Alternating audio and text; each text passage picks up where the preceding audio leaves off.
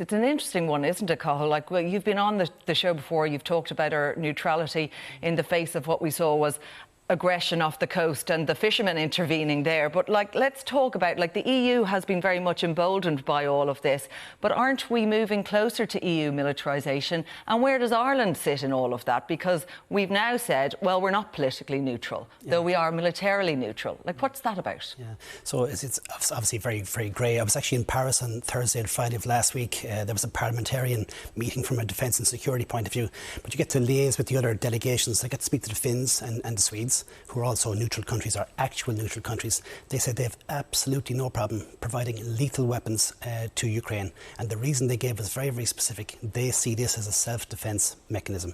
They said they have no idea where the Russian armour and tanks are going to stop and whether they're going to go for Finland or Sweden next. So they said they have absolutely no difficulty handing over lethal weapons, because inherent in any neutral country is a right to self-defence, and they're evoking that right now.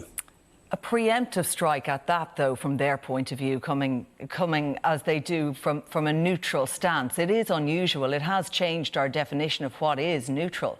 And what do you think about where Ireland is standing in all of this? Because, as I said, that whole play that we are politically neutral, we're trying to keep clean. But is it actually really possible when we're part of the EU that's making this big, arms fund available? Yeah, I don't think we've ever been neutral at all.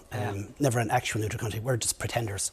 We're neutral frauds, basically. We pretend to be neutral to justify underfunding our military, which we've done for decades. And when it suits us, we don't want to get involved. And when it does suit us, we do get involved. So how I see it going is, we're certainly not politically neutral. We're completely focused on the European Union and embracing Ukraine as a European Union member. And that's going to come to some decision making over the next few days and weeks, I suspect.